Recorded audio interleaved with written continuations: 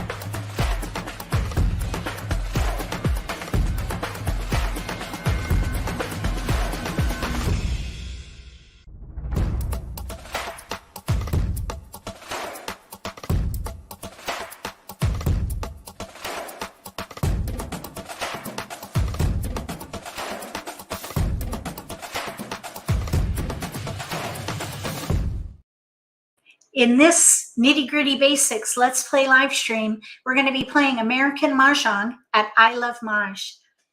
I got an email from Julie and Philippe at I Love Mahj explaining a few of the things. So we're going to start by going there and just talk about some learning curve information for myself. And if I'm feeling it, you may be feeling it. So we'll start with that. But before we do that, I just want to give a quick shout out to our moderators. Thank you so much for helping monitor the chat as we dig into some nitty gritty. Today's topic is going to be how to pick a hand. So if you're new to American Mah Jongg, or if you've been playing for a little while and you feel a little bit anxious about picking a hand, hopefully today's topic will help you. We're probably going to play for just about an hour because I have a headache. And I have another live stream at 4, from 4 to 6. So today's a double header. And I may be getting a migraine. I'm not sure yet, but I wanted to shorten this live stream so I can take a nap. So I hope that you'll understand why we're having a shorter live stream today. If you want to join us again tonight, let me just tell you what the topic is. I tried to synchronize the topics so that the double headers like today will relate. So if you are an intermediate player and you want to push yourself, the topics will somehow relate, or one would precede the other. So today's topic on Nitty-Gritty Prime Time, which I may change the name to that since we're not really meeting in prime time anymore. We're meeting in the afternoon, but okay, so today's topic is strategy by wall. which is a bit complex, but it is a great way to compartmentalize your decision making when playing the game. So if you are a beginner or an intermediate on a fast track, then consider joining us again at 4 p.m. Eastern Time. All right, with all that being said, thank you for coming to the live stream.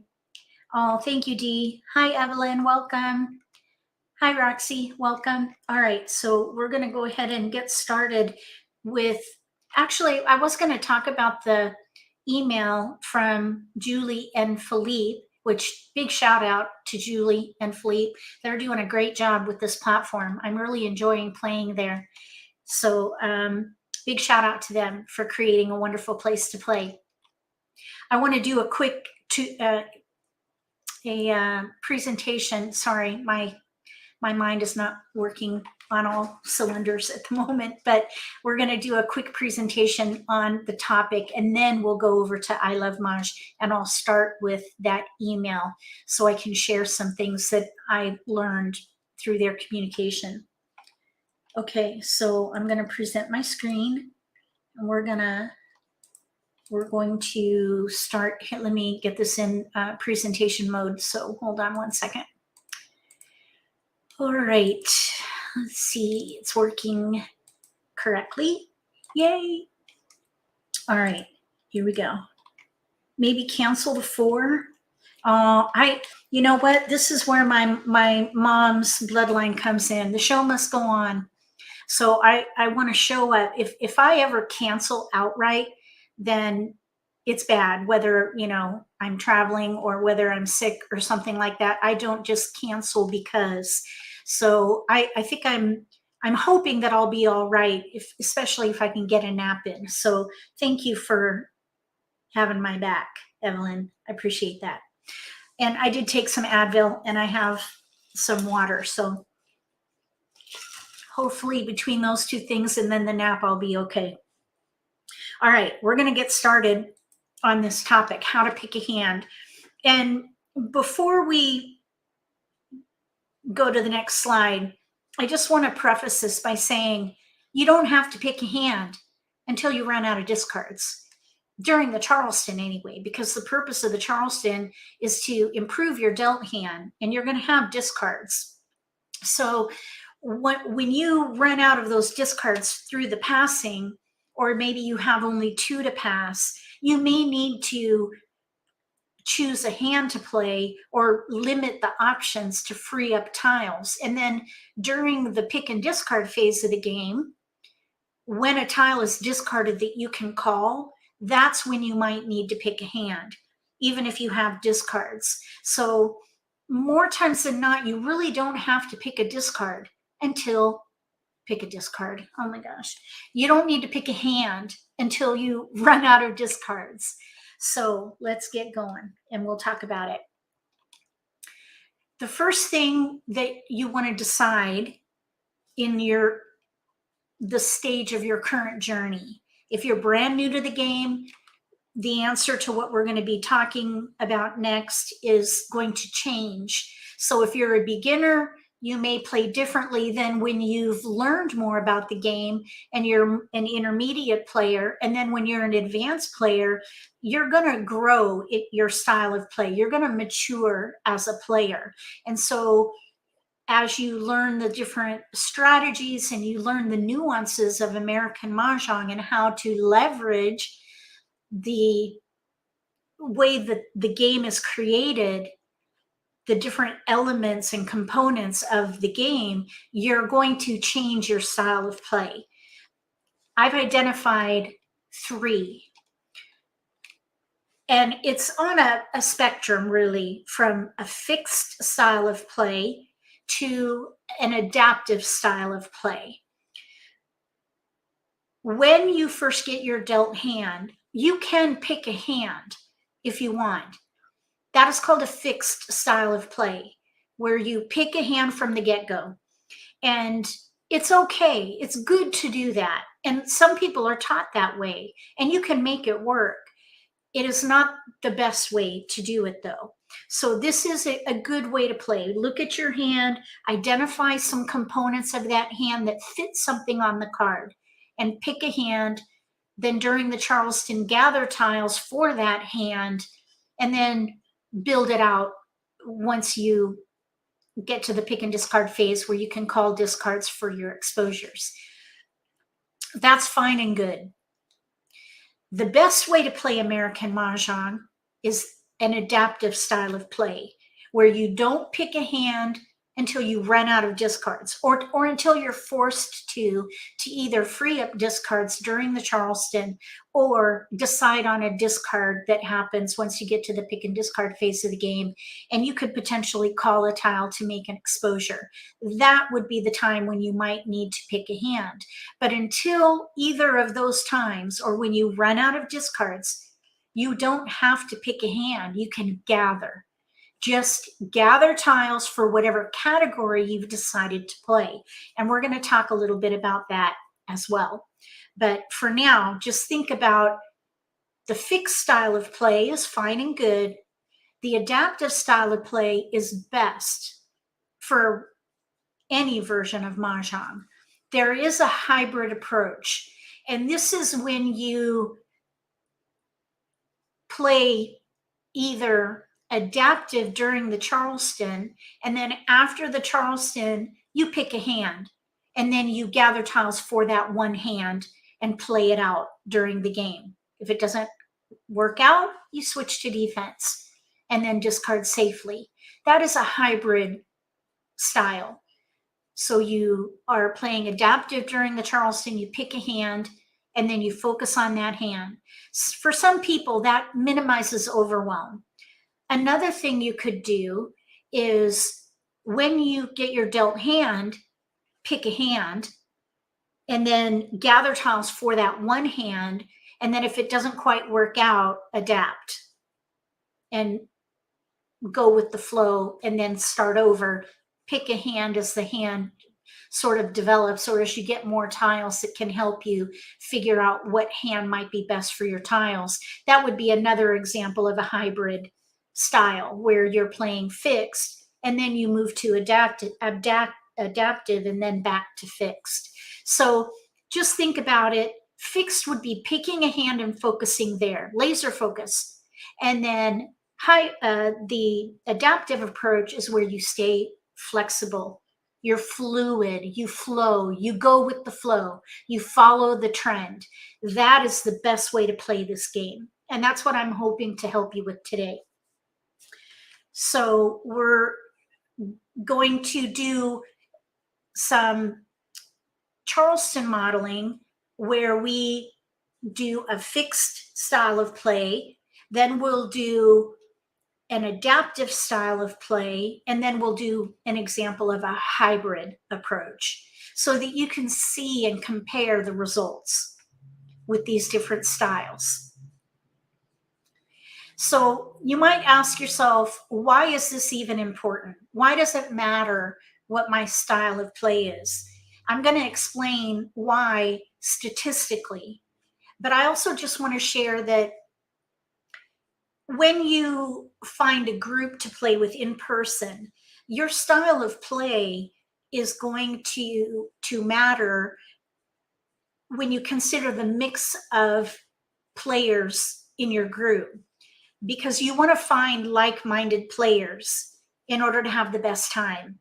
If you are a new player and you pick a hand from the beginning and you play with people who are advanced and they play an adaptive style of play, you may not have a very good time because they're probably going to run the table. If you are a beginner and you learn to play adaptive and you are prepared to go with the flow and learn how to monitor discards and exposures and adapt your decision making, you're going to have a much better time. So that's why this topic is important. With American Mah Jongg, and this goes into the nuances of American Mah Jongg specifically, if you happen to know how to play an Asian version of the game like Hong Kong Mah Jongg or Ricci Mah Jongg, you may not really understand the different nuances of American Mah Jongg because it is a different game.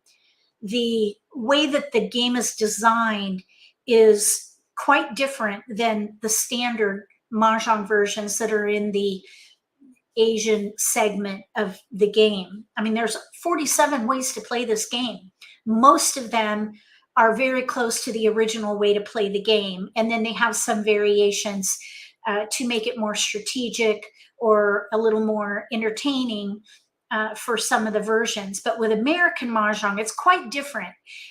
And if you can understand these nuances, you can leverage them and make it work for you when you make your decisions during a game. And that's what I'm going to hope to share with you with these statistics. The first thing is when you look at the different categories and which category might be the best category to play. Of course, it's going to depend on what is in your hand. And with American Mahjong, one of the big differentiators is the Charleston. We need to pass tiles to help improve our hand. But you have to think about your opponents in these passes, because the tiles that you're giving away, you don't need, but your opponents may need them. And so you want to mitigate the risk with those passes. And this is one of the big nuances with American Mahjong. Those tiles being passed can help your opponents. So when you're gathering tiles for passing, you want to think about the different categories on the card. Wins is the least flexible category.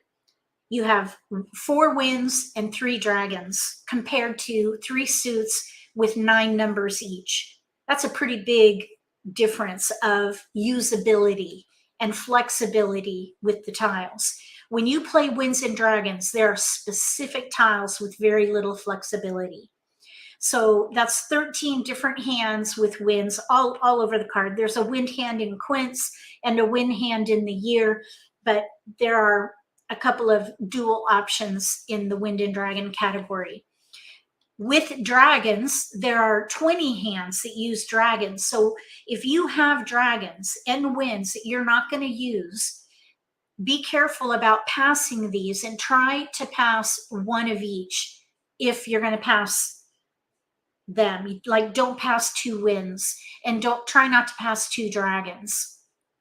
There are 7 more hands with dragons than winds. So if you are deciding, should I pass a dragon or should I pass a wind, it's better to pass a wind than it is to pass dragons, because the dragons are more useful, being that there are 7 more hands than winds.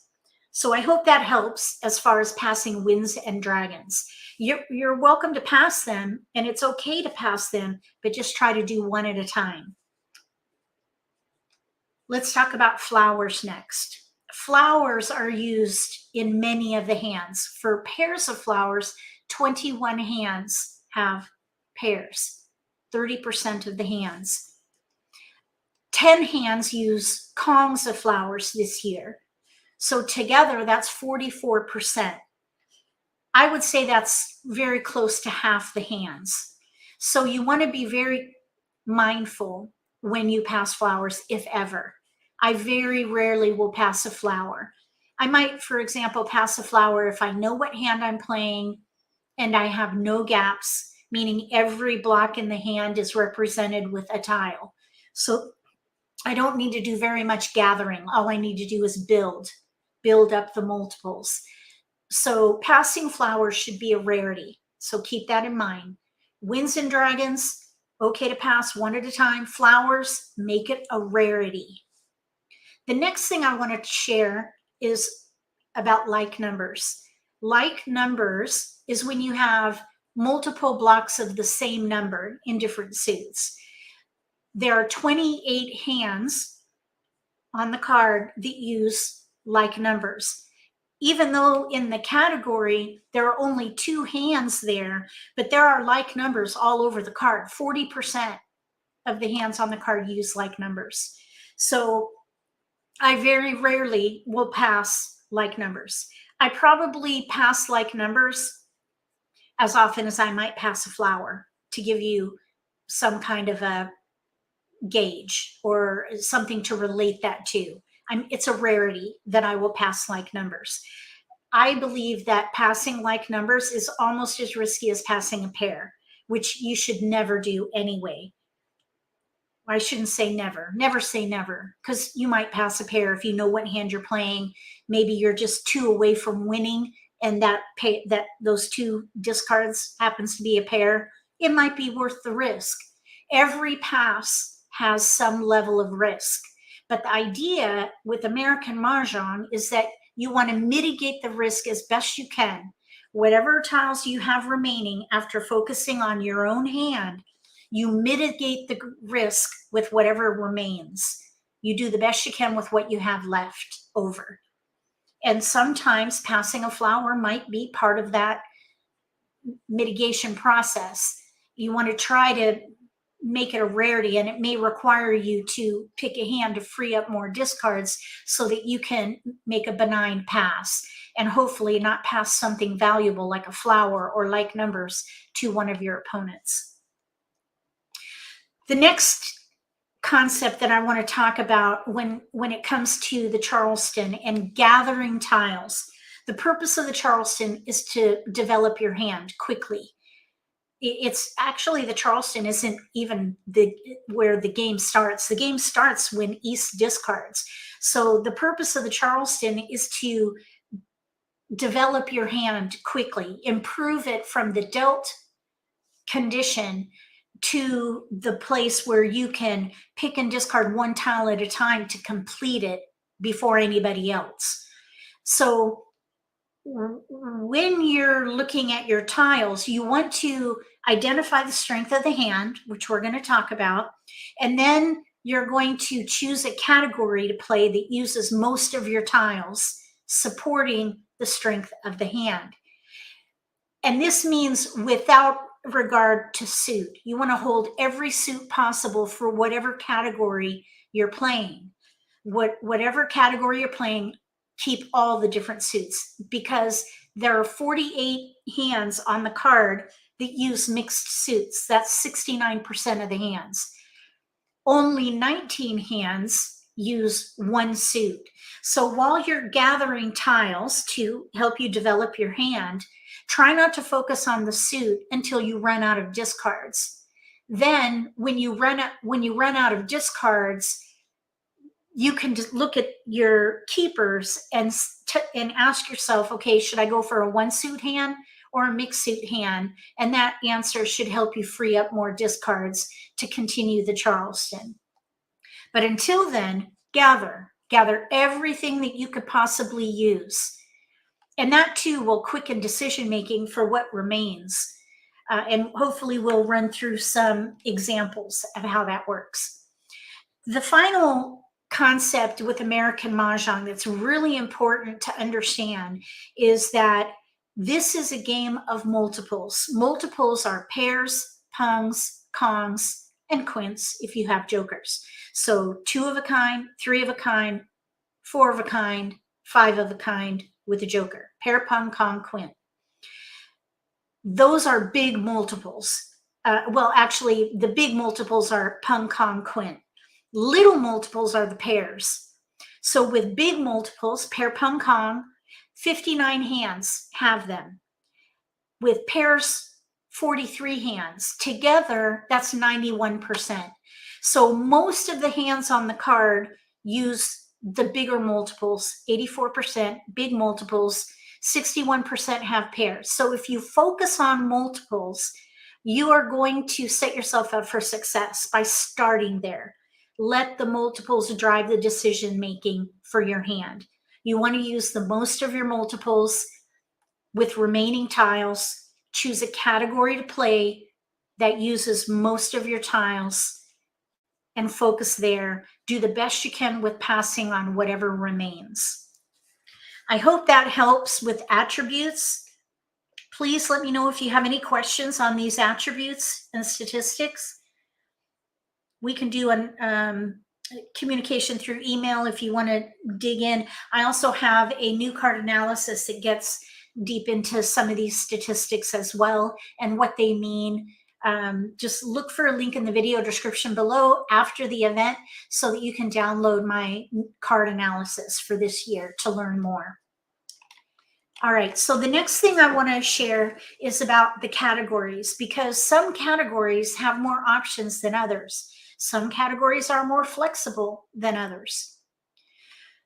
Oopsies, looks like I have something out of order. Sorry about that. Okay, so here we have odds. Odds has the most hands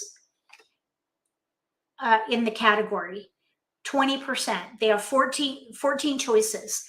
With odds, you have 5 tiles that you're working with, 1, 3, 5, 7, 9. The odd tiles in the range of 1 through 9. There are 21 other hands, and maybe more depending on what number you start with, throughout the card. So for example, if you decide to play a hand with a run in it in the wind category, second hand down, if you start with an odd number, you're going to have 2 odds in that hand.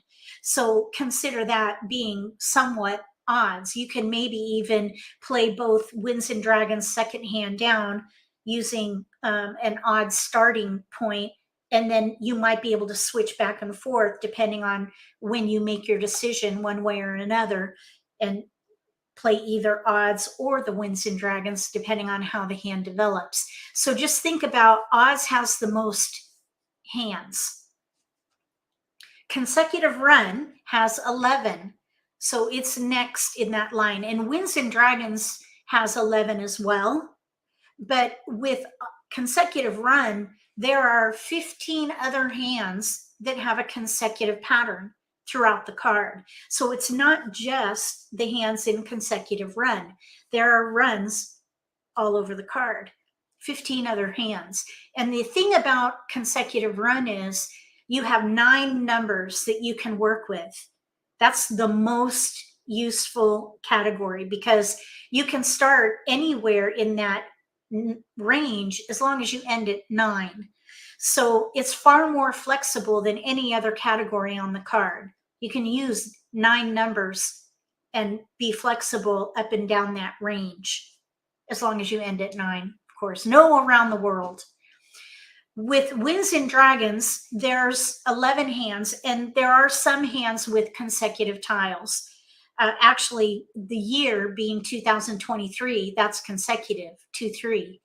So even with the year, it's consecutive. And there are, let's see, 1, 2, 3, 4, 5 hands that have consecutive runs in the hand. You could probably even consider winds and dragons and consecutive run in between, and between the two you would have 15 hands to choose from, depending on whether or not you get wins. So just think about that. You do have some flexibility with wins because of the number tiles that are used in there this year. 2 hands outside the category, just consider that. There's the wind hand in the year, and there's also a quint with a wind. 369 has only 3 numbers. There are 8 hands to choose from. So this category is not very flexible. And you have a big spread between 3 and 6, and then 6 and 9. So if you decide to play this category, make sure that you have every number represented. If you don't play that category. Play something else. Play something where you don't have a gap. So if you have 6s and 9s, but no 3, I wouldn't play that category. I would probably focus on 6 through 9 consecutive run, or let the 6s go and hold the 3s and the 9s. Let's say you don't have 6s, then play odds, leveraging the 3s and the 9s. So think about gaps, especially with 3, 6, 9. You really need a good representation of each number in order to play that category. The next category is evens, and there are 7 hands here, but you have only 4 numbers to work with. 2, 4, 6, 8, 4 numbers. It's a little better than 3, 6, 9, not by much though. With evens and odds, if you get filler tiles, you can switch to consecutive run, which is far more flexible. So for example, if you're playing 2, 4, 6, 8 and you get 3s and 5s, you can switch to consecutive run and play 2 through 5. And if you're playing odds 5, 7, 9 and you get 6s and 8s, you could switch to consecutive run and play 5 through 9. So just think about the filler tiles when you're playing evens and odds. There are 4 hands in the addition category that use even numbers. So remember that. You might be able to switch to and from there. And then singles and pairs, the hands there all relate to one of the categories on the card. There are no wins in there. The year category uses 4, but there are a couple of hands in the wind and dragon category. If you happen to get more winds or east, west, north, south, you might be able to switch. The addition hands are somewhat flexible because they are made up of like numbers.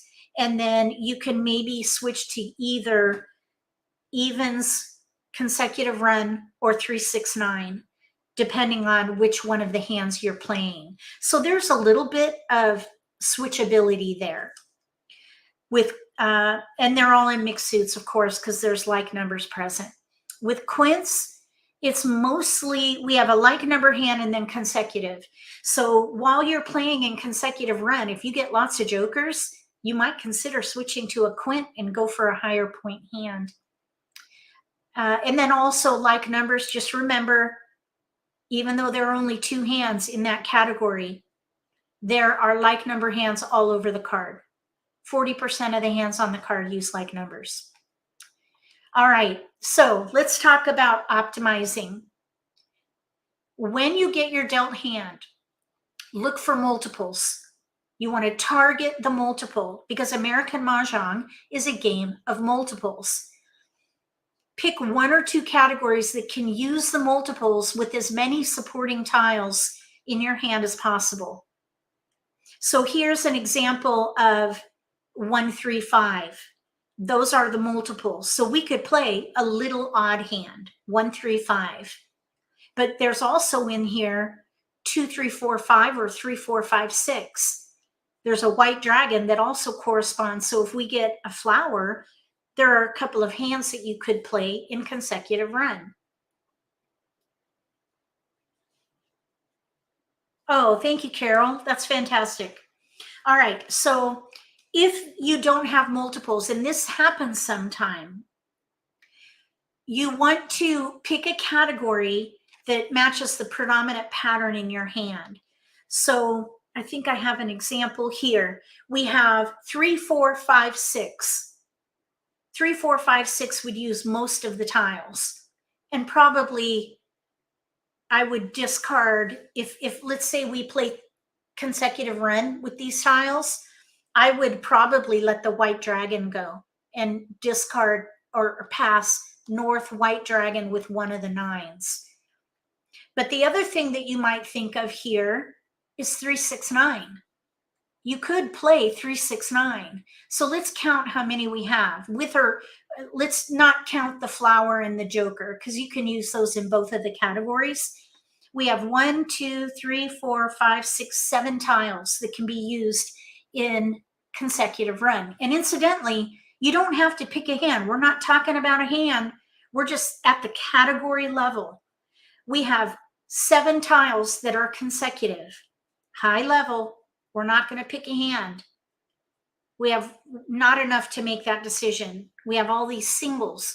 You want to wait till you get a multiple before you pick a hand, really. So we have 7 tiles towards consecutive run. And we have 6 tiles towards 3, 6, 9.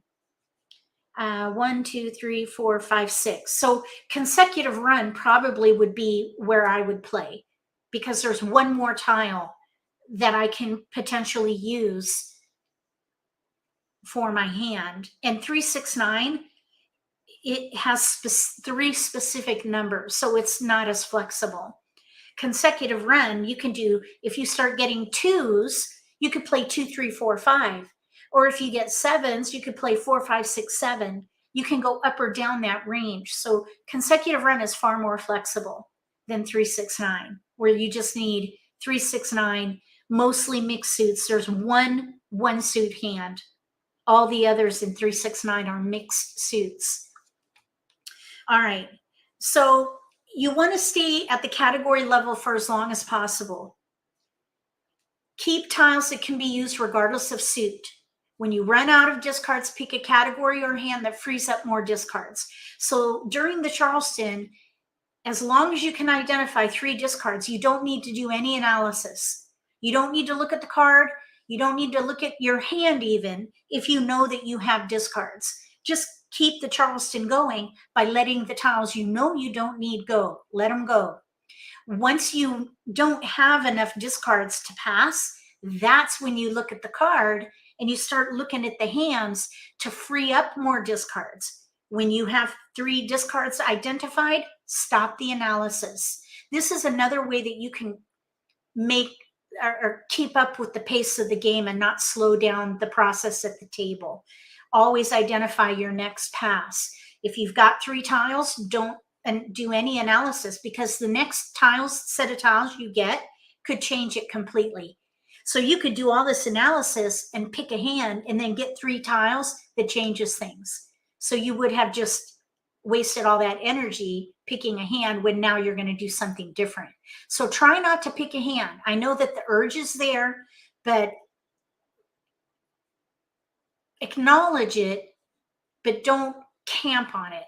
Don't do too much analysis. Go with the flow.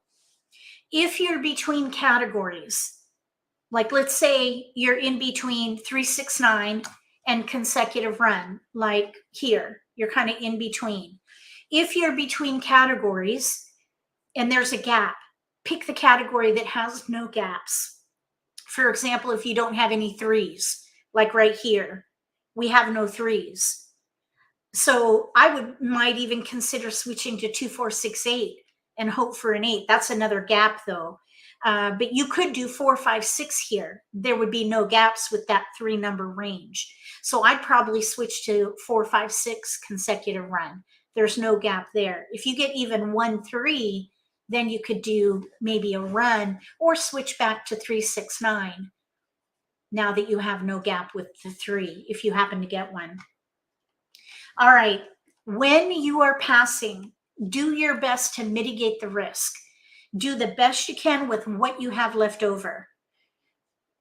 That's during the Charleston. Once tiles are being discarded, you want to monitor the discards and exposures to help you make decisions on what to discard.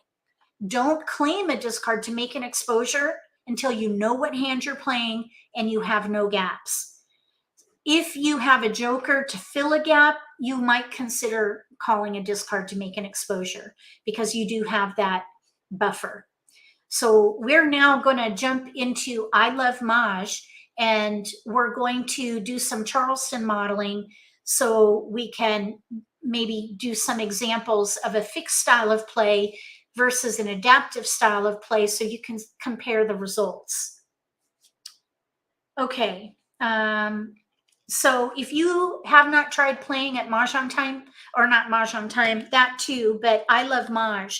I Love Mahj, they have a 3-week trial if you sign up through my affiliate link.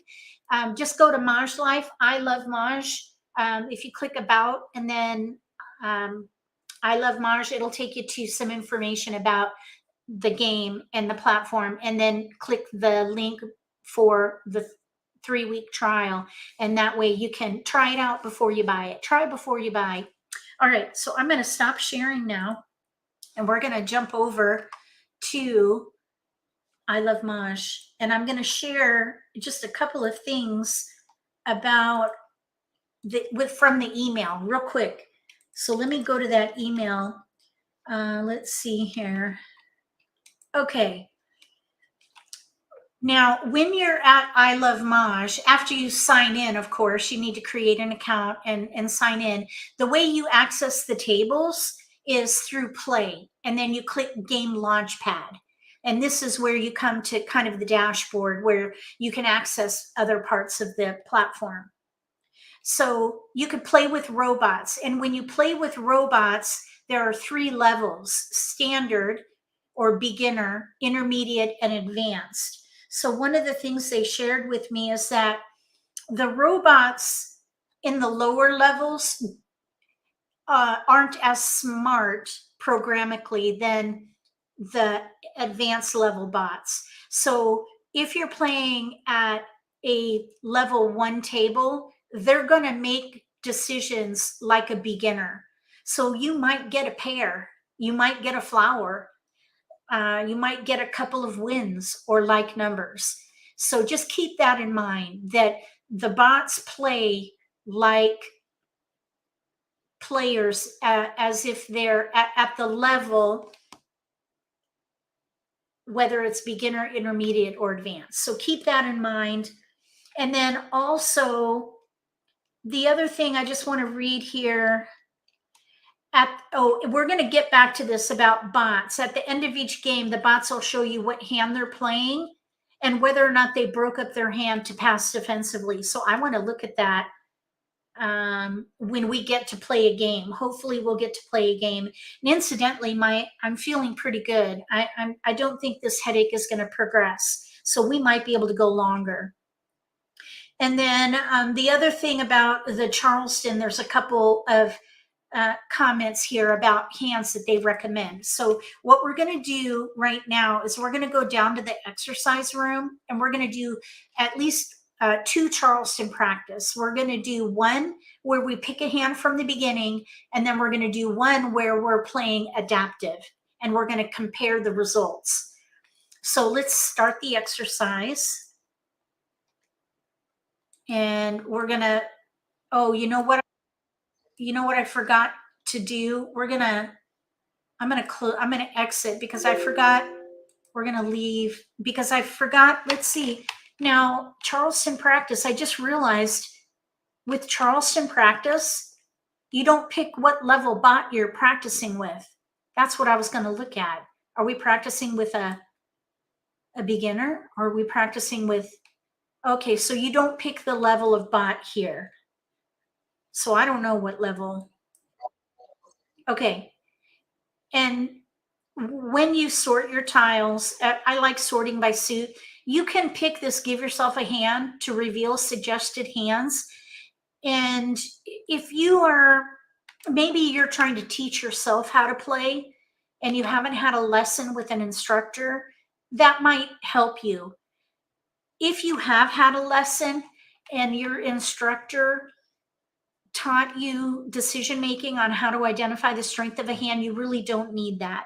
And it might skew you. It might become a crutch even. So just be careful when you're using that. It is helpful depending on where you are in your journey. If you're stumped, click reveal hand suggestions. But try not to rely on it, because when you play with people, you're not going to have anyone suggesting what to play. You have to decide that yourself. Oh my gosh, I got to share my screen. What in the world? It opens a new screen. I'm sorry. Let me go. Here we go. Sorry. Okay, here it is right here, up here at the top. You see this right here? That's what I was talking about. Sorry. Let's see. Okay. Now, okay, so let's look at what we have here. We have a joker. I'm going to go full screen. We have a joker, and then we have a white dragon, 1, 8, 9 in bams, 4, 5, 6, 7, 8, 9 in cracks, 1, 2, 5 in dots. This is a great example of not having a multiple to help you drive your decision. If there was a multiple in here, I would target the multiple, start there, then pick a category that uses most of my tiles that support that multiple. In this case, we don't have one. So we pick a predominant pattern. And that means one of the categories on the card where you use most of your tiles. And if this were my hand, I'd probably play consecutive run, and I would hold all the consecutive tiles around 5, 6, 7, probably 5, 6, 7, 8, or 6, 7, 8, 9. See all these tiles here? And you won't go from 5 to 9 unless you're playing that pair hand or the consecutive pair hand. So probably 5 through 9 is what I would gather for. Here's a 5. And you keep the tiles no matter what hand. We're not even looking at a hand yet. We're just playing at the category level. We're gathering for the category. So here I would focus on the consecutive run category. So, and I would do that no matter what style we're playing. So because we're going to compare a fixed style of play versus an adaptive style of play, we're going to pick a hand right now. So let's say that we play the fifth hand down. We don't even know. Let's see. Let's do the second hand down in one suit. 5, 6, 7, 8, or 6, 7, 8, 9. So we're going to, all these tiles to the right, we're going to discard. So the tiles to the right of the joker, those are all discards. We're going to pick a hand right now. We're going to play fixed. We're going to play the second hand down in one suit, either 5 through 8 or 6 through 9. So we have one tile to give us a little flexibility. So let's see what happens. As far as what to discard, you want to discard as safely as possible. So we have a big number in one suit, a little number in another suit, and then a middle number. So I would pass that. Let's see what we get. What do you guys think about this choice? 5, 4, or 5, 6, 7, 8, or 6, 7, 8, 9. Is this what you would do? Put agree in the comments if this is the hand you would pick. I suppose we could play the first hand. We have no gaps for that if it builds. So the first or second hand, really. Okay, we didn't get any keepers. We do have a one crack, and we could maybe consider playing odds, but we're playing fixed. We're going to just pick a hand and stick with it. So let's discard the 1 bam, the, let's say 7 dot, and maybe the red dragon. Okay, no keepers. We've got bams here. So let's do a wind, and then let's pass a big number, a 7, let's say. Or maybe what we could do, since we have 3 dots there, let's pass the 7. Although, look, we're left with a 7, 8. I think I would pass the 7 and then maybe the 1. You know what you could do is maybe pass the 8 and the 1, but then you're left with like numbers with 7s. I'd probably let one of the 7s go to break it up. And I would probably pass the 7 bam, so we're not left with a 7, 8 in one suit. So you want to think about your current pass, but you also want to think about your next pass. So for example, we'll use the white dragon as a separator. We can maybe pass an 8, a 5, and a 2. That wouldn't be too bad.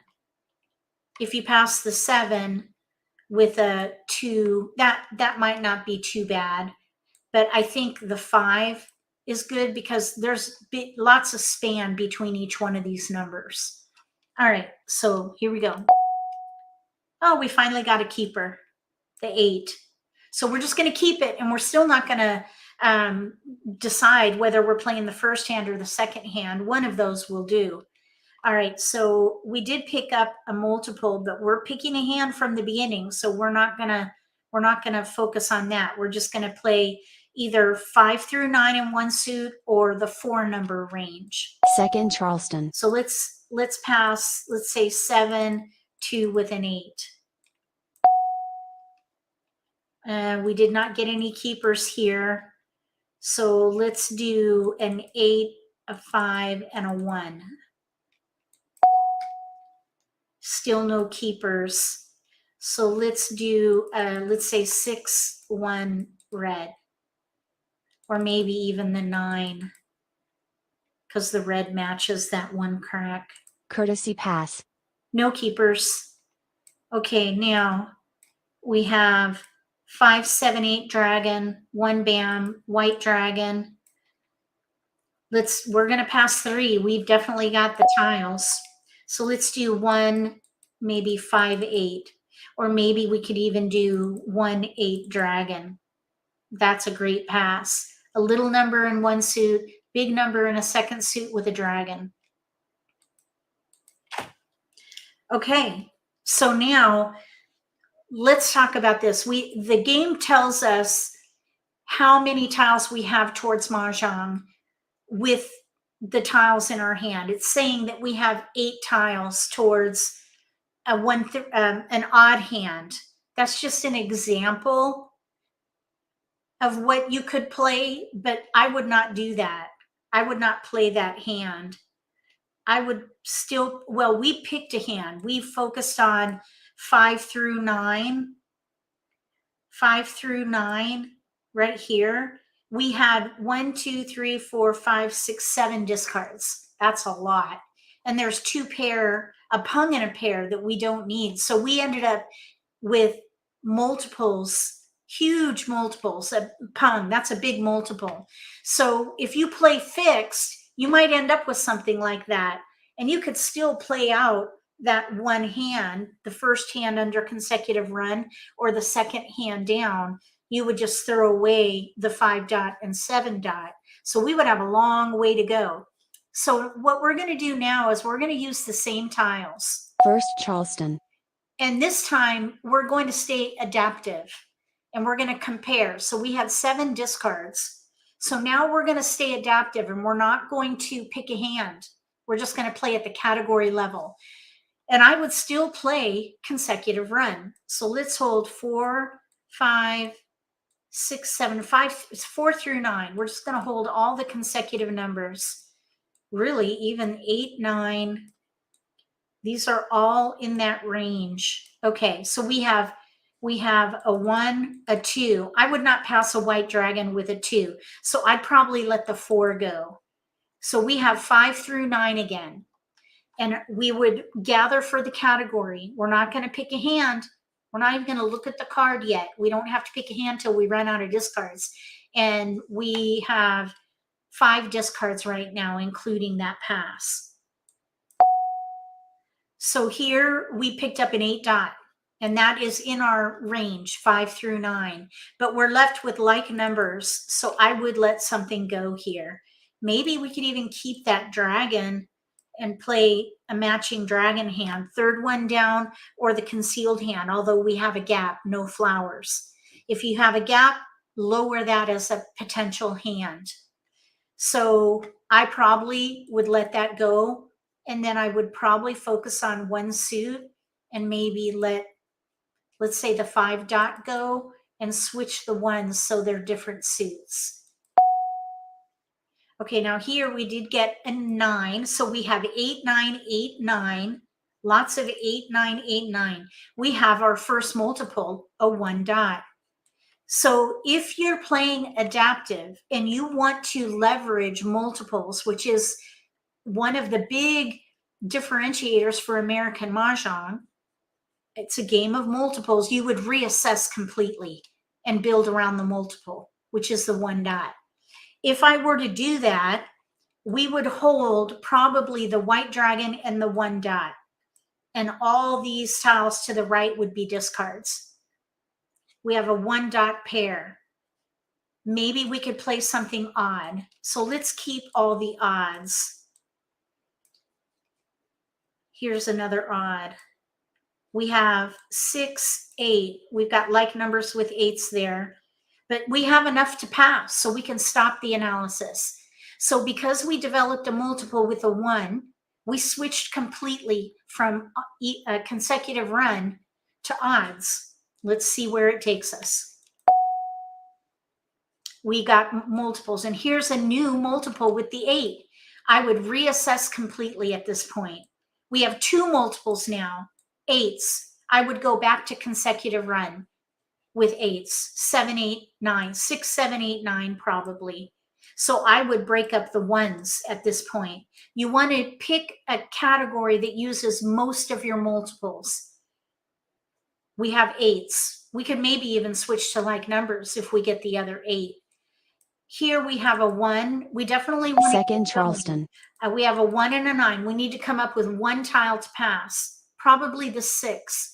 That's an isolated tile. It's not connected at all to the 8 pairs of 8s. So I would probably let that go.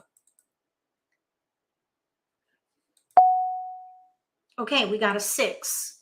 So now there's 5 through 9, 2 8s, and we have a 1 and a 3. I don't pass like numbers, so I would pick something out of here to let go of. Since we have 2 pairs of 8s and the cracks are matching the 8, I would probably let the 5 go. I would focus on 8, 9, 8, 9. We could probably even play the third hand from the bottom under consecutive run, and that would leverage both multiples. Let's pass. We have an 8 dot now, and we have now a white dragon pair. Really, the white dragon is not very helpful because we have no 2s for maybe the even hand, second hand from the bottom under evens, and we'd have to throw away one of the 8s. I would probably at this point let the 6 go and focus on 8, 9, 8, 9 and throw the jokers away. Or if we get flowers, play the like number hand with flowers and dragons and just keep one of the white dragons, let's say. All right, so let's pass. Courtesy pass. Okay, so here we did end up with another dragon, and here's the 6 again and a 7. So look at what we have. We have all keepers, technically. All keepers, 6 through 9. We have 2 multiples with 8s, no discards, because we haven't picked a hand yet. If we want to do the optional cross, we would have to make a decision. And this is when you look at the card. This is when you pick a hand. Up until this point, we really didn't have to pick a hand at all. There's one hand in here with no gaps, and that's what we should focus on. 8, 9, 8, 9 in 2 suits. 8, 9, 8, 9, no gaps. Now, because we have so many discards, there's 7 at the moment, I would keep the 8 and one of the dragons, one of each of the dragons. In case we get flowers, we could maybe switch to like numbers with 8s and the dragons. And that leaves us with 4 discards, like numbers, and a white dragon, which is a risky discard. I would discard 3 though, and I would probably even let that white dragon go to see if we can get something to help us make a decision with our hand. So we're going to do 3, and I'm going to pass the white dragon because I want to maximize our potential. I know it's risky to pass a white dragon because it's in the year category, but someone else let go of it, so let's hope that they don't need it. Okay, so this game is telling us that we have 9 tiles towards the single and pair consecutive hands, second one down. 9 tiles. That's better than what we had before where we picked a hand and stuck with it. As far as what would I do that, I don't think I would because we have no flowers. That would be a pair gap. So I would probably play either like numbers with 8s if we happen to get flowers. So I'd hold the dragons and I'd also hold the 8 dot, and I would focus on 8, 9, 8, 9 right there. So we have 3 discards with options. And that's a far better position going into the next phase of the game than what we had before when we had a fixed style of play. So I hope that you can see how much better it is to not pick a hand, but gather for a category instead. Find the strength of your hand. If you have multiples, play a category that uses most of your tiles supporting the multiple for a category on the card. Gather. And as you run out of discards, eventually look at a hand and pick a hand to free up discards. If you don't have multiples, look for the predominant pattern and choose a category that uses most of your tiles. When a multiple forms, target the multiple, gather tiles for a category that uses that multiple with as many tiles as possible, and then don't pick a hand until you run out of discards. I hope you found that helpful. We're going to now actually play with robots. Does anybody have any questions on how to pick a hand? We're going to play with robots, and we're going to play intermediate. We'll see how the robots pass at intermediate. It opened a new window. Okay. So we're going to pick open to live games. We're going to say no. All right. And we're at bot level 2. So we're going to start. Charleston. I'm going to go full screen. Okay. We have options. We have an east, a green dragon, 3, 6, 7, 8 in BAMs, pair 7, 2, 6, 8 in cracks, pair 6, 3, 7 in dots, pair 3. So we have 3 multiples in here. We have 3, 6, 7. When you look at these tiles, how many of you saw 3, 6, 9? Put a 1 in the chat if you would play 3, 6, 9.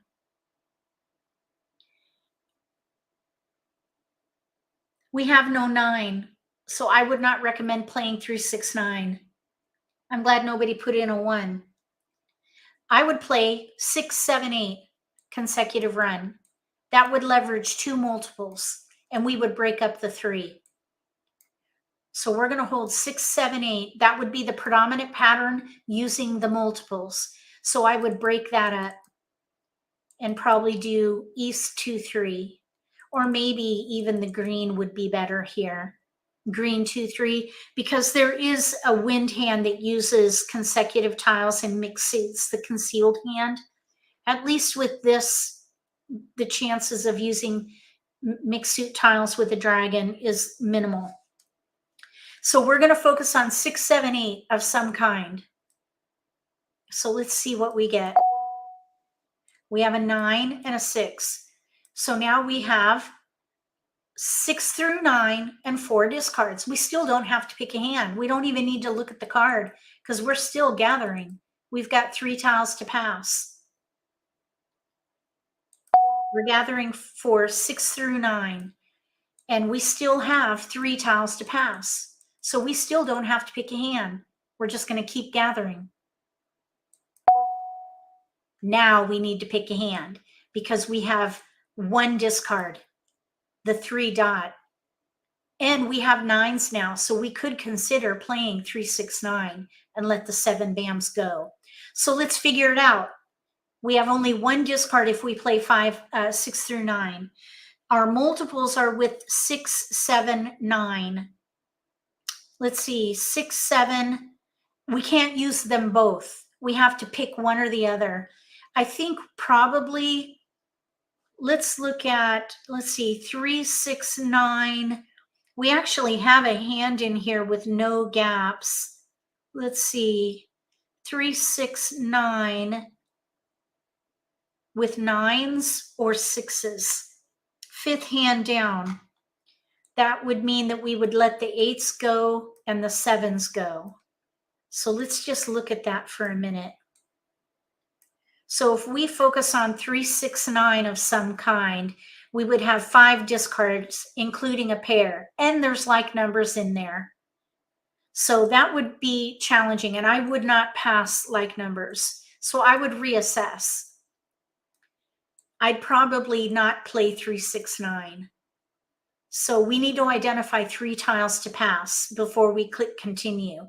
I wouldn't stop the Charleston because we're in between categories. Second Charleston. Continue and pick out some tiles. So we have a 3 dot that can go for sure. Now we need 2 more tiles to let go of. If we're going to play, let's say 6, 7, 8, 9, pung kong, that would use 2 multiples. We would need to throw away the 6 crack eventually, which by the way is isolated. There's a gap between the 6 and the 8 crack. So that really is not very helpful. The 6, 7 in dots, 6, 7, we could maybe play, for example, 6, 7 dot, 8, 9 bam. But we'd have to throw away a pair of 7s in bams. Let's see.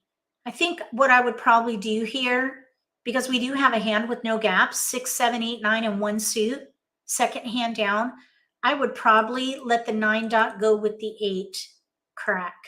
Or maybe, yeah, I think that's what I would do there. We have 6, 7, 6, 6, 7, 8, 9. I think I'd probably pass this 3, 9, 8. Okay, we have an 8, 9. We just let an 8 go, but we really can pass these along. We don't really need those. The 8 we let go of. There's a gap there. The 6 crack pair up to an 8. So the 8 is isolated from the 6 and vice versa. Really, the strongest potential we have is 6 through 9 in bams. All right, now here we have a multiple with the 8, 8, 9. So here's 8, 9, 8, 9 again. 8, 9 in cracks, 8, 9 in bams. We definitely don't need the 4. This is when I start looking at isolated tiles, and I let that help me pick the tiles to pass. So we have multiples with 6, 8, and 6 and 7, 9. So probably what I would do here, we could do maybe 6, 7 in bams with 8, 9 in cracks, 6, 7, 8, 9, or we can do 6, 7, 8, 9 in bams. Either way, we didn't use the 6, 7 in dots or the 9 crack really, even though we could do 8, 9, 8, 9. So probably what I would do is pass the tiles we didn't use, the 6, 7 in dots. Courtesy pass. Okay, now here we have a pung of 8s. We have an 8 dot pair, an 8 dot single. These would be the isolated tiles here. 3 bam, 8 dot. We have 8 crack in a pung, and we have 8, 9. So 8, 9, 8, 9. Let's see, this would be the third hand from the bottom, would be the strongest potential with no gaps. We could still maybe do 6, 7, 8, 9. So probably what I would do is pass fully and let the 6 cracks go. That's an isolated pair. So I would pass 3 and break up the 6. Okay, now let's see what we ended up with. We have 6, 7, 8, 9. There's a dragon there. If we get flowers, maybe we could play the concealed hand. We have 8, 9, 8, 9, no gaps with cracks and bams. Or we can do 6, 7, 8, 9, same hand in 1 suit. So I would start by discarding the 2 crack. We're going to play this on. 2 crack. Let's see how 1 it goes. bam. We're going to ignore the 1 Call. bam. 6 crack. There's a joker up for grabs there. Our opponent grabbed that. 6 crack just went down, and we're not focused on that, so we're just going to let it go. Joker swap. Flower. Somebody got a joker up there. Here's our first flower out. Here's a 7 dot. I think that really is not very helpful, and somebody kept it. We passed that. I would discard it now. 7 dot. 4 crack. Nobody took it. Flower. Okay, we don't want flowers. 3 dot. Not playing 3, 6, 9. There's a 4 bam. That's isolated, so it can go right 4 away. bam. 3 crack. We don't want 3s. 9 dot. We're looking at 6, 7, 8, 9, but we have our suits, so we don't need to be focused on the dots. 2 dot. Okay, 2 crack. 2 crack. Out. 4 crack. 7 bam. Now there we could pung if we decide to play the second hand down. Since that is the first discard for a 7 bam and we could pung it later, I would wait, because otherwise we'd be committing to a pung hand with a 7 bam, which means we'd have to throw away a pung of 8s in cracks. We might end up being in a better position to play 8, 9, 8, 9. That's the 6th hand down. as opposed to the one suit second hand down, because we can't call the 6 bam, we can't call the 8 bam, and we can't call the 9 bam either. If we played 8-9, 8-9, we couldn't call anything either. I would just wait. I would wait here and see what we draw. Flower. 2 bam, that is isolated. 2 bam. 6 dot. 8 dot. 1 crack. 9 crack, that's a keeper. So since we didn't call that 7 bam, now we can leverage another pair. And I probably would. I would probably play 8-9, 8-9. And we'll use the dragon to separate our keepers. I'd play 8-9, 8-9 and let the 7 bam go. So 6 crack was discarded a while ago. Let's discard that. 6 crack. 2 crack. Flower. 4 dot. 2 dot is isolated. 2 dot. 6 dot. Green. Looks like nobody wants 6s. Here's the first green dragon. Let's see if anybody takes it. 7 dot. No, nobody wants the green dragon. So the green dragon, I suppose we could throw that, but we have lots of discards here. Well, let's throw the green dragon. 2 dot. We'll use this crack suit to separate from our keepers there. 8 dot. 4 bam. Nope, 4 bam. 4 bam. 9 dot. West. Call. 9 crack. Okay, now there's a couple jokers up for grabs. Okay, now here, 9 crack. That's our tile, but we can't call it. We're going to need a joker now. Let's just see what we have here, because we still have 6, 7, 8, 9. We could potentially switch back and let the 9 cracks go. We're going to ignore it. Flower. We have 2 discards before we really have to pick a hand. We're still gathering. 1 crack. Call. South. Hold on a second. Sorry, had to cough. Okay, west. We need to keep an eye on west winds because we have some joker potential there. North. We need to let that go now. North. 9 crack. Okay, now, second 9 crack out. We can't call that. I would probably consider playing 6 through 9 in bams. We still have the flexibility to switch because we don't have any exposures yet. Flower. South. That's one good reason to stay concealed. Okay, flower. Can we switch to a flower hand here? We have 8, 9. 9 cracks are out. Maybe we could play 6, 7, 8 or 7, 8, 9 Kongs and use the flower. This would be the 5th hand down on the left. Let's throw the 6 crack. 6 crack. 7 crack. Nope. 6 dot. North. Okay, 5 dot. We're not really keeping that at all. 5 crack. 6 bam. That could be a tile for us, but we're not ready to call it. 7 dot. 6 dot. Oh, joker exchange. Joker swap. Always look at the joker exchange potential. Okay, 5 now dot. we 4 have bam. we have no discards. We have a joker now. So we could maybe play 8, 9, 8, 9, or we could do 6, 7, 8, 9.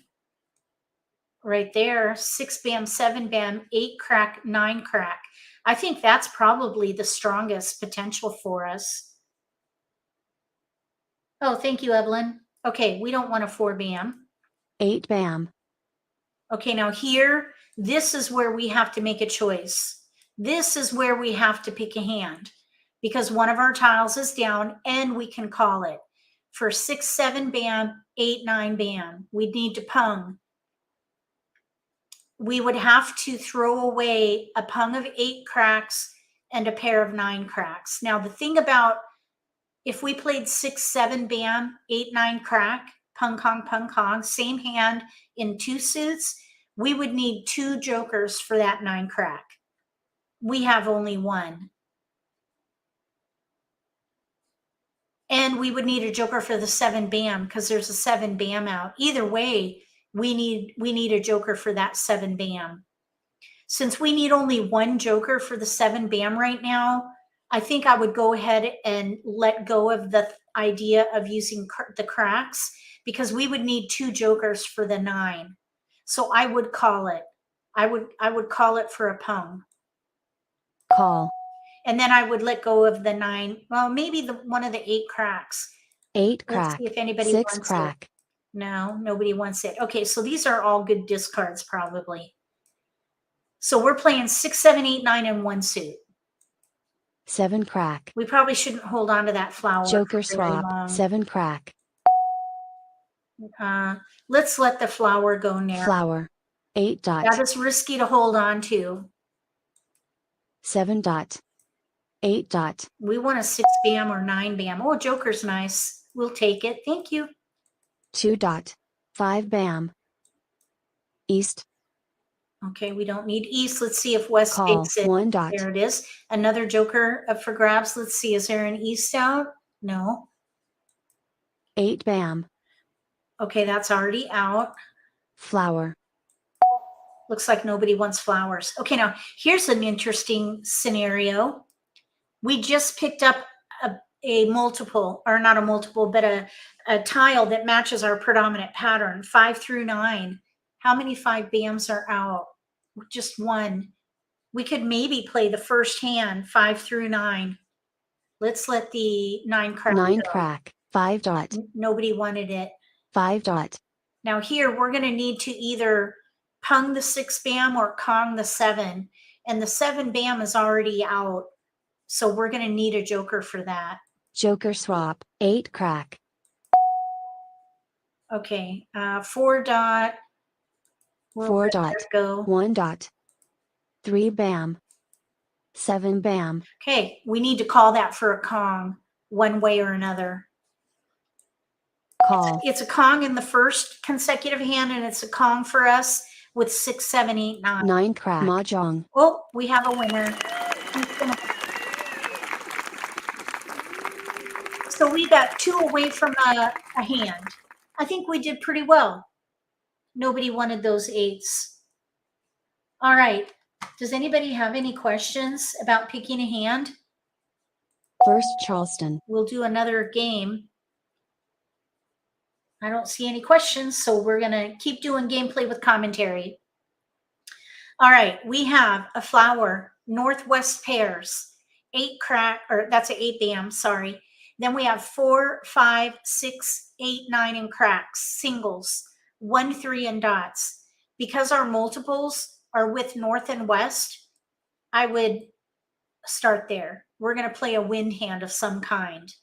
Now, there are some wind hands with consecutive tiles, so I would probably hold the 4, 5, 6.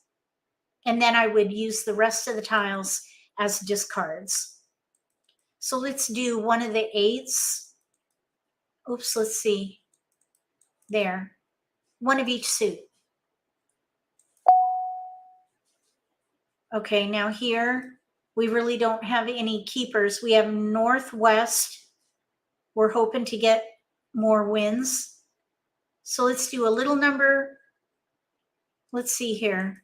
How about if we do 9? Well, I guess this is fine. One of each suit. It's a little bit risky. Okay, we got a wind. North, south, run. Or news, all wins. We did pick up a multiple here. Let me show you something here to think about. There's a multiple with a number tile. We could play 3 dot pung, 4 crack pung with news and let a west go. And that's probably what I would do. Either that or play all wins. Let's see. I think a 6 would be better here. Okay, here we go. We got a 4 crack. I think that probably that concealed hand looks pretty good. We're going to keep Second going. Charleston. We're going to definitely keep going. We got a keeper. That filled a gap. Okay, now, oops. Oh, I thought that was a 4. Did I pass? I think I accidentally moved the wrong tile. Oh, well, that's all right. I thought we got a 4 crack. I might have accidentally passed it. Let's actually keep this 2. because we could do 2-3 or 3-4. So let's pass one blind. Courtesy pass.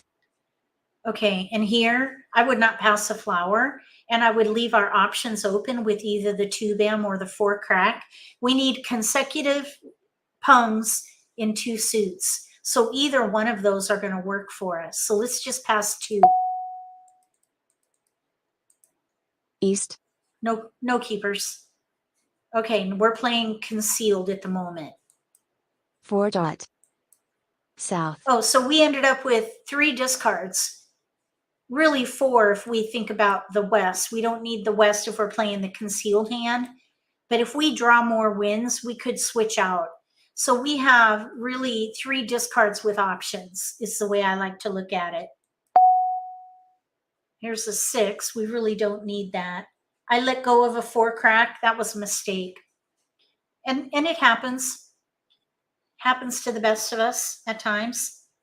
Here's a dragon. Maybe we can keep that and play the second hand from the bottom. We have no other dragons though, but we have tiles to discard, so it's okay. 6 bam. 9 crack. I moved the 9 crack instead of the 4 crack, so that was a Flower. mistake. 1 crack. But it's okay. You make mistakes, you can recover. Flower. 9 dot. I would probably play the concealed hand 3 bam. if this were me. 3 crack. Oh, we got another west though. 5 dot. 5 crack. So what I would probably switch to here would be the first hand with east and west, probably pungs because there's an east out. 6 dot. Let's just see how 1 this bam. develops. 8 dot, we don't need. 8 dot. So we're 8 in bam. between the first hand or the concealed hand. 2 dot. 7 crack. One of the nice things about the first hand, I call that a hand of least resistance. You can use any number of jokers in there because it's a Kong, pung, or actually it's pung, it's Kong, pung, Kong, or pung, Kong, pung. You can use jokers in there throughout. 9 bam. 7 crack. We're going to swap 7 out bam. dragon. There are no dragons out. 6 bam. It's going to be risky to Red hold on to. call. 1 dot. Oh, look, we got the 4 crack. Let's let the 4 bam 4 go. bam. East. Okay, so now we have a discard here, this 2 bam. We have 3-4 now paired up. So I would probably play the concealed hand again and not call that east because we have 2 pair for the consecutive pungs in mixed suits. I think news concealed, we're back to that hand. And since we're concealed, we have that flexibility. This is why you want to stay concealed as long as possible to give yourself that ability to switch. So we're going to ignore that. North. We're going to play the concealed hand. 3 crack. 2 bam. Green. It looks like nobody wants the west South. or east or wins at 5 all. crack. So these wins hopefully will be safe. Let's see here. Let's let this 6 crack 6 go. crack. Call. 9 dot. There is some potential for that flower hand, even though I think we threw this flower up here. And we have a pung of west and the flower. We could potentially switch to that 4th hand or 5th hand down. And the reason I'm thinking about that is because there's a north out, but there's also 2 souths out. Either way, we're going to need jokers.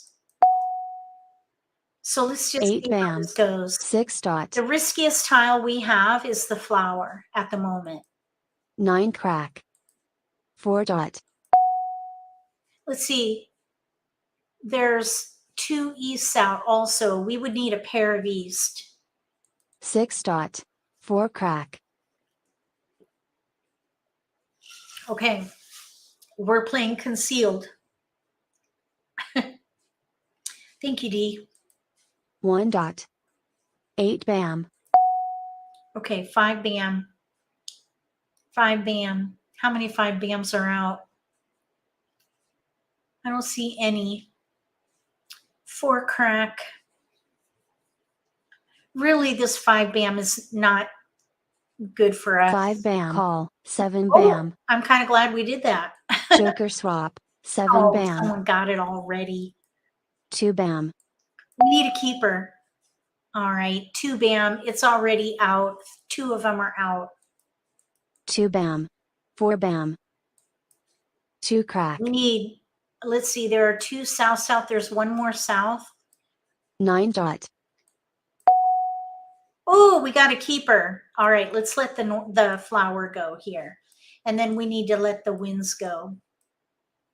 Flower. 4 dot. The wests have to go.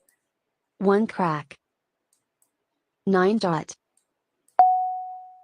1 bam. We don't need that. 1 bam. So we know what hand we're playing. We have no gaps. We just need to build. We need the south. There's 1 more. We're going to need a joker there. And we need a north. And then, of course, we need a 4 crack. 5 crack. East. We're good there. Oh, 5 dot. We don't need that. 5 dot. 9 crack. Soap. Somebody kept the 4 crack. Let's see. I think this player to our left, Agata, I think they're playing 3-6-9 dragon, second hand from the bottom. The player to our right, they may have the 4 crack, but it could also be the player across from us. 7 bam. 6 crack. That's already out in an exposure. 6 crack. 1 crack. We're in the end game now. 38 tiles remaining. 3 crack. 8 bam. Let's see, 8 dot, 1 is out. Let's let that go. 8 dot. I don't think anybody 2 else crack. is playing wins. North. Oh, 5 crack. so we're going to need a joker for the north. 2 dot. 1 crack. 8 dot. 3 crack. 2 dot. 2 dot. 8 dot. 9 crack. 2 dot. Joker! We need it. West. 2 We bam. need that for the north and the south. Might as well put one right in here. 4 bam. Soap. Okay, 5 dot. That was 5 thrown. dot. 2 crack. Okay, so we need a 4 crack or a joker. Both of the souths are out. 1, 2. Wait, is there 1 more south? 1. Oh, there's still a south out. Soap. Okay, so we need a 4 crack or a south. 2 crack. West. No. West. 8 crack. We don't need that. Call. Flower. Okay, we need a south or a 4 crack or a joker. 5 dot. Joker. West. 7 Okay, crack. we're ready to win on a 4 crack or a south. 1 dot. 1 dot. Dragon. Green. Joker. I was a little nervous about 4 that. bam. 6 dot. 5 tiles left. Uh-oh, 7 dot, 7 dot. I don't see any 7 dots. We're playing to win, though. We're ready. 7 dot. Call. Joker. Oh. Joker swap. Red. Mahjong. We got it. Look. News with 3-4. Mahjong. Mahjong. Woo! We got one. It's always so nice to win at least one. So we have news with 3-4. To our left, 3-6-9. They have our 4 crack under Agata here. And then in front of us, 6-7-8 mixed suit Kongs. That would be the 5th hand down on the right. And then on the right, we have odds 1-3-5 dragon. They were 1 away from ready. All right, we're going to play again. You ready? Let's play First, one Charleston. more hand. Okay, we have joker, flower. Oh, let me go full screen. So we have a joker, flower, south, white. 2, 4, 7 in bams. 1, 2, 8 in cracks, pair 8. 2, 3. So if these were your tiles, what would you focus on? Tell me in chat what you would focus on here. If you're watching the repost,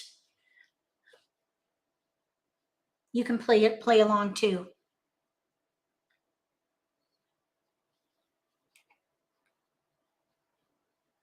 If this were my hand, I would focus on the 8s. And then I would hold the tiles that can be used with it. We could maybe play 2, 4, 6, 8, but we have no 6. Oh, I forgot to look at that, JL. Thank you for mentioning it. I would probably focus on 8 and 7, 8.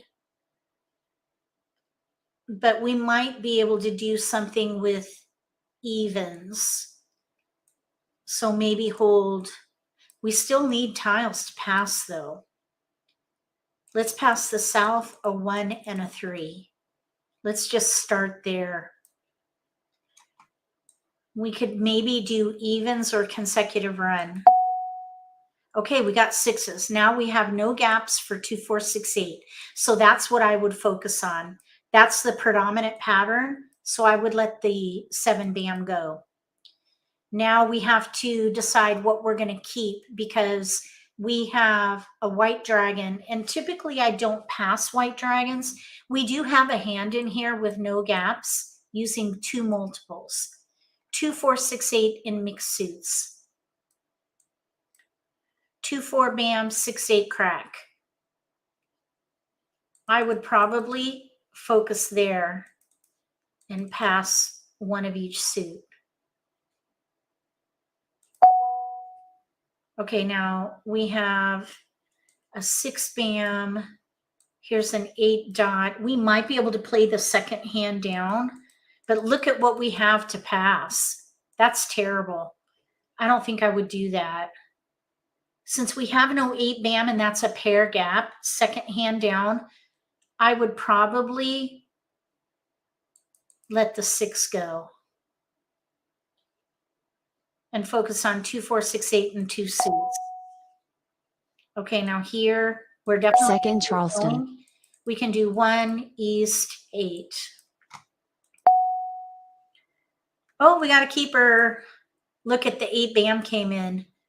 Let's pass these 3 and see if we can get the 6 bam back and the 8 dot. Okay, we don't need these 3 at all.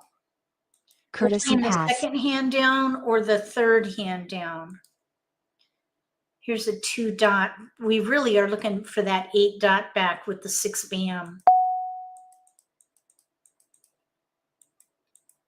Soap. No keepers. So I would probably play 2, 4, 6, 8 in 2 suits. 2, 4 bam, pung kong, 6, 8 cracks, pung kong. We're going to ignore that. Flower. Don't do flower. All right. Whenever we're playing in the early game, if I'm not using wins, those go East. first. And then 6 bam. dragons. We're going to let the 2 dot. go. 8 dot. The only things we could call right now would be the 2 bam pung, 6 crack pung, 8 crack kong. The 4 bam is where we need help. So this dragon would go next. Red call. 7 bam. Oh, we got the 8 bam. All right, now if we can get an 8 dot, we might switch to that second hand. Second hand down. 1 dot. East. We have a joker. 3 bam. Either 3 way, bam. we can kong the 8 crack. Oh, now we have a pair of flowers. 9 crack. 9 bam. If we get an 8 dot, 2 I would crack. consider switching to like numbers with 8s. 6 bam. Okay, 2 6 bams are out now. There's the 8 dot. 7 crack. 6 crack. I think that, let's see, since we have a pair of 8 bams, I think I would let that 6 crack go and see about playing the second hand down. 1 crack. 1 bam. 4 dot we don't need. 4 dot. Green. We could still maybe switch to like numbers with Call. 8s. 7 crack. Soap. 2 crack. 7 bam. We need a 6 bam or an 8 dot. Flower. Oh, I was hoping one of the robots would take that flower. East. 2 crack. 7 bam. 5 dot. Okay, we need a 6 bam or an 8 dot in Call. here. 1 crack. We're kind of in between West. second hand and third hand in 2 suits. 1 bam. We got an 8 bam. Okay, now here is where I'd probably switch to like numbers with 8s because we have 2 pungs. 6 crack. 1 bam. So we're switching to like numbers with 8s. It just developed that way. Red. The weakness we 1 have dot. is this 8 dot. We need a pair. Soap. 9 bam. 9 crack. Soap. We need a keeper. No, 4 crack. 6 bam. there goes the 6 bam. 2 dot. 9 We're bam. looking for a flower or an 8 dot. 3 bam. 3 crack. 4 bam. We need an 8 dot or a flower. Green. 1 dot. 1 dot. 8 dot. Uh-oh. We are not ready. 2 bam. There's only one more 8 dot. 3 bam. Uh-oh. 9 crack. What we 2 could crack. do is use this joker for the 8 dots and let the 8 bam or the 8 crack be our pair. 5 So bam. all hope is not lost. 6 crack. 9 crack. 5 dot. 5 bam. 4 crack. Joker, we need it. 4 bam. 1 dot. Okay, now what we need in here is a flower or that last 8 bam or 8 dot. 4 bam. West. We want the 8 dot. Oh, 4 dot. 4 dot. 1 bam. Everybody think 8 dot. 5 bam. 5 bam. 3 dot. Okay, so the universe is hearing dots, but we need an 8 dot specifically. 3 dot. 2 dot. We need to let this 2 bam go. It was just discarded a bit ago. 8 crack. Okay, let's call it. We're going to Kong. Call. 2 bam. 2 bam. Oh, too bad. Nobody wanted it. 2 dot. If a flower 6 goes crack. down, I would Kong it with the joker. We got the joker. 2 bam. 4 crack. Okay, so we're ready to win on an 8 dot. We have all the jokers we need. 8 dot. There it is. Mahjong! Woohoo! Mahjong. All right, so we switched from even to like numbers. We were playing maybe the second hand down and the 8 just built up. So we switched to like numbers with 8s. Also, we did get flowers, so it kind of developed that way. Always keep your eyes open and follow the trend. All right, I'm going to just step away for a quick minute and we'll be right back. I need about just a couple of minutes. I'll be right back. I just need to get up and stretch my legs for a second and take care of something. So I'll be right back. Be right back.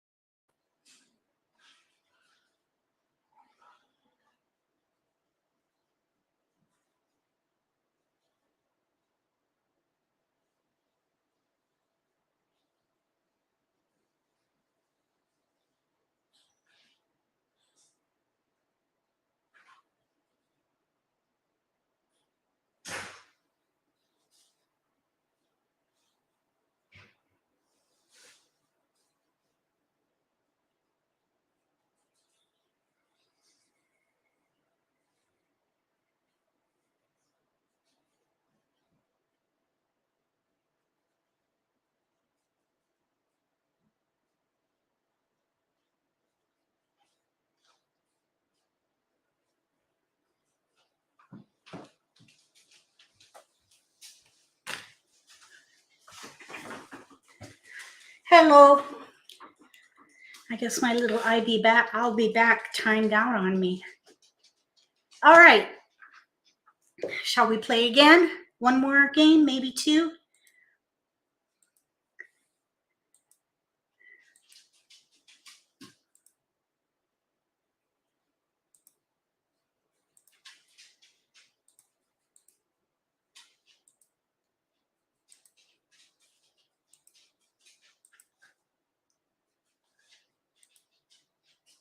Okay, here we go. First Charleston. We'll go full screen. We have news. Okay, well, I would use that. News. So with news, we have a pair of sixes. We could play 2, 4, 6, 8, but with a 6-bam pair, the options are minimal because we have no 4-bam, we have no 8-bam. Uh-oh, there goes my little attack dog, my little attack poodle. He's upset because Dudley, the Labradoodle from next door, is off leash in the front yard. Riley is very upset about that because we have a leash law in this state. So he gets very upset when dogs are off leash. All right, that is my public service announcement for the day. And now you know how I feel about the leash law. All right, back to this. News. I think we should hold it. And I think we should also keep like numbers and maybe the 9 for 369. We have 3 tiles to pass. I think I would start there. Sometimes you just need to focus on the multiple with an option, and that's why I kept the 6s.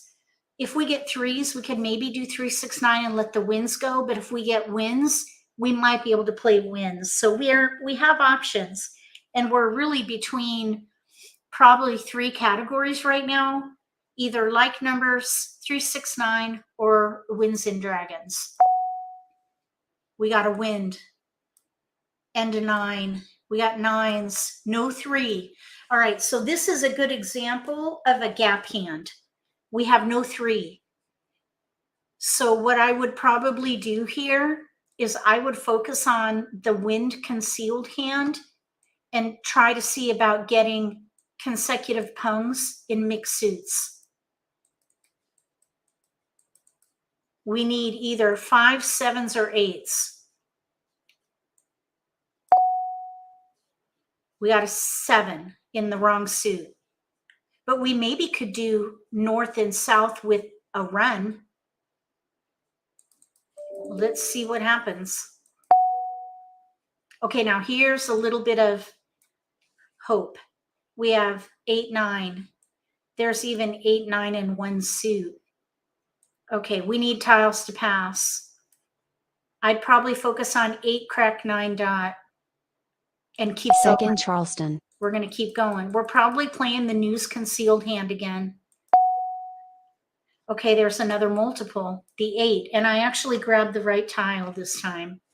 So we're going to break up the 6s. Sometimes your multiples don't go together, and this is an example of that.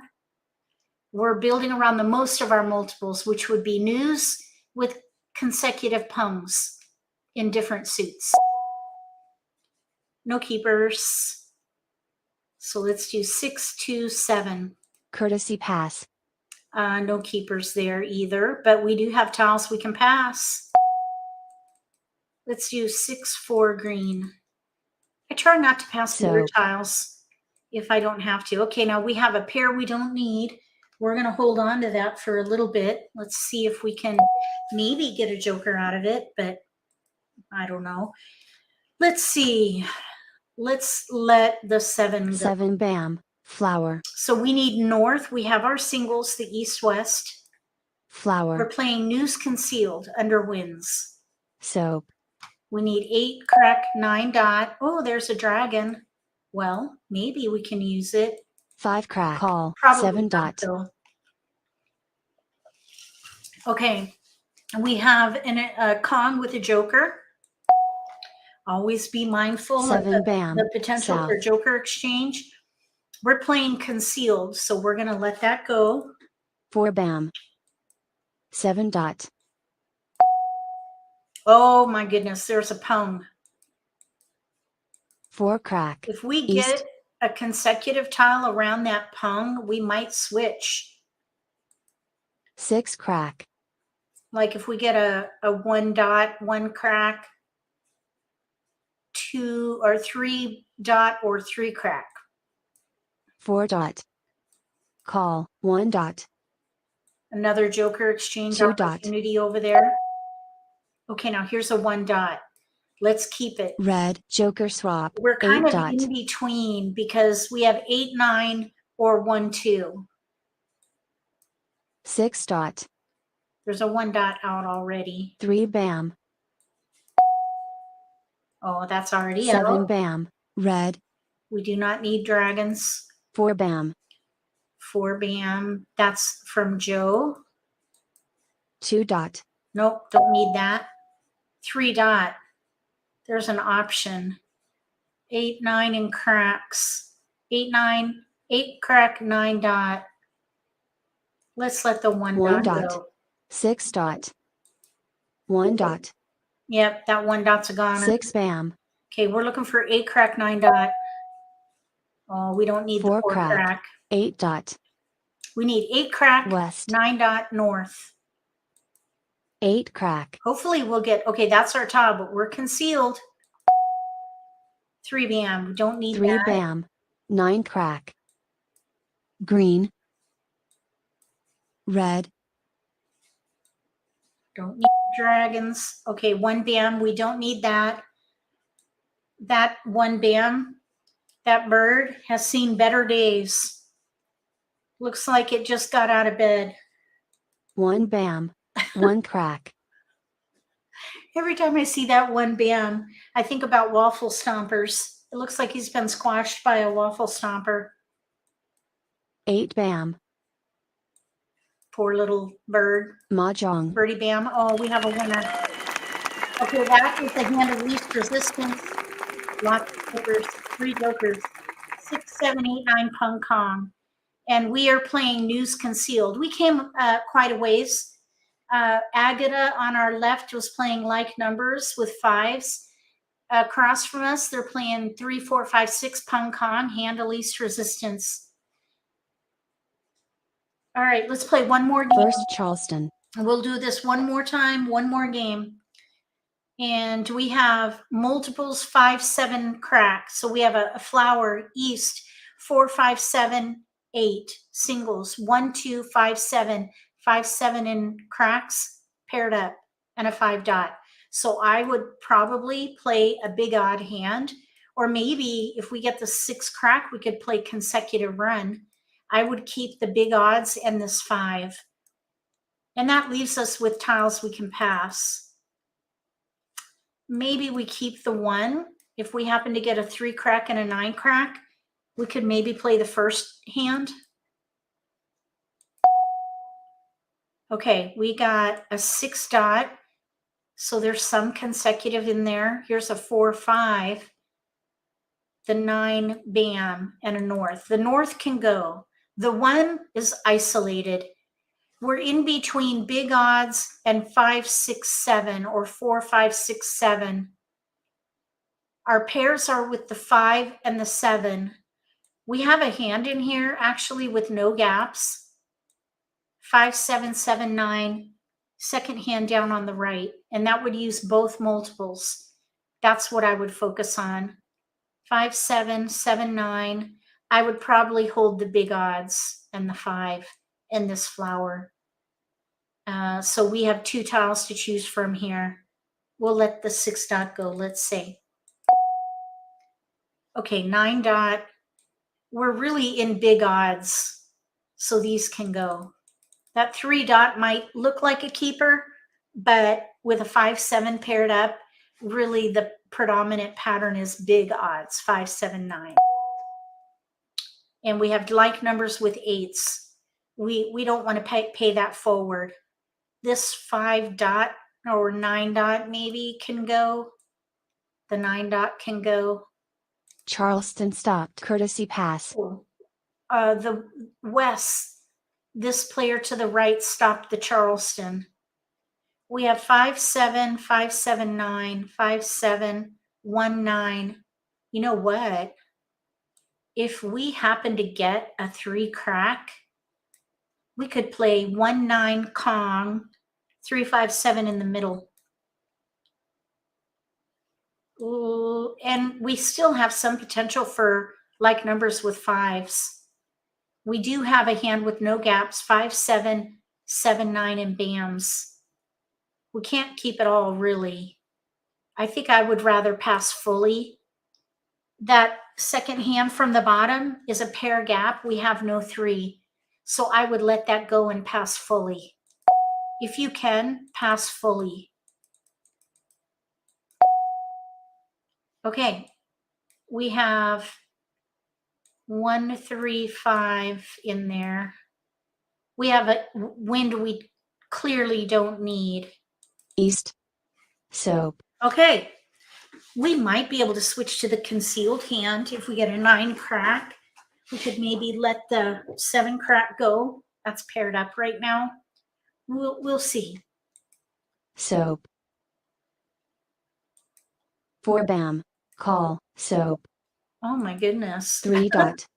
Hey, Patricia. Thank you for joining us, a channel member. Woohoo! Welcome. Okay, 9 crack. This is where I was thinking maybe the concealed hand. 1 dot joker swap. 5 dot.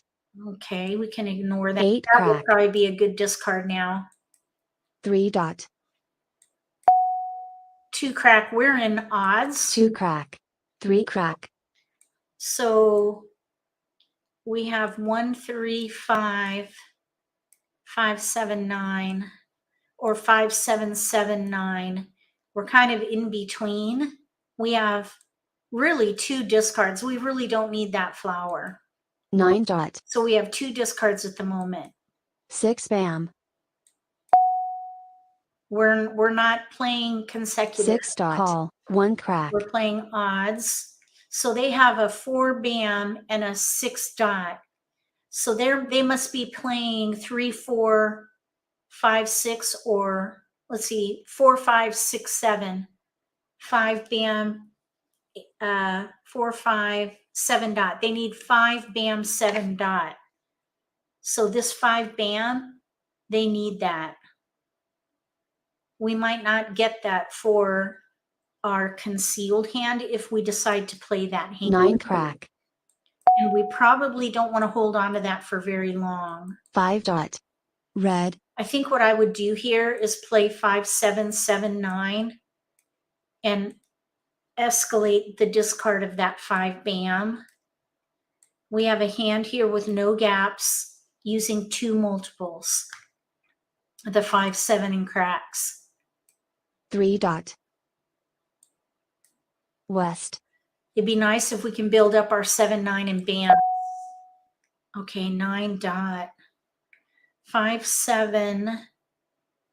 What about if we played 5, 7, 9, 9? 5, 7 pair, 9 dot, 9 bam, pung. There's potential there. Let's let the 5 bam go. Now, Joe, hopefully they're not ready to win. They may pung this. 5 bam. Call. 6 bam. Okay, they punged it. 5 crack. You're talking about West. West stopped the Charleston. Okay, now here we need to decide. We are either playing 5, 7, 7, 9 pung kong in cracks and bams, or we're playing the 4 flower hand with the 5, 7 paired up with pungs of 9s. We can pung both 9s with the joker, but we could also play the hand of least resistance and play 5, 7, 7, 9. Since we only have 1 flower, Let's do that and call the 5. Call. So we're going to discard this flower. We don't need that. Flower. We're playing Flower. 5, 7, 7, 9, second hand down on the right, under odds. 2 bam. 5 dot. Oh, there's a joker, or a joker. There's a 1 bam. We don't need that. 3 bam. 9 bam. Okay, here we can call it. We might as well. We're going to need it. We either leave it now and need a joker later, or we use our jokers now. Call. Okay, let's throw the 9. 9 dot. 1 crack. 2 dot. So we need 7s. Joker swap. Oh. 8 dot. Okay. 4 crack. 4 crack. Call. 3 dot. Oh, that's 9 dot. out. 4 dot. Joker swap. Mah Jongg. Oh, Mahjong. 4, 5, 6, 7. Okay, the player on our right was playing 7, 8. They stopped the Charleston, and they need to Kong 7, 8. They have our 7 bam. They had 2 discards. The player on our left, Agata, they're going for north and south with a run. They're ready to win on a south or a 4 crack. And we have a pair we don't need and then a discard. So we did all right. Okay, that's going to do it for this live stream. I made it through okay, and I just have a little bit of a headache. I may take a nap. I don't know. Thank you so much for joining this live stream if you're watching. And I want to say thank you again to Patricia for joining as a channel member. For all of you who are channel members, thank you so much for supporting my YouTube channel. Your membership means a lot to me. So thank you so much for your loyalty. I appreciate it very much. Moderators, thank you so much also for helping monitor the chat. We'll be back in about an hour for our double header. We are, maybe I'll change this double header, this second one to double header. That's kind of long though. I think I might change it from prime time to something else. I don't know what though. Anyway, we'll still call it prime time for now. So that'll begin in an hour, 4 p.m., 4 to 6. And we're going to focus on strategy by wall, which is a really great collection of strategies based on the wall in play. It's a fascinating concept that was initially developed by Tom Sloper, but I took it and made it my own. So join me at 4 p.m. Eastern Time for more nitty-gritty Let's Play live stream. See you again at 4. Thank you again, everybody. And if you're watching the repost, thank you so much for watching my videos.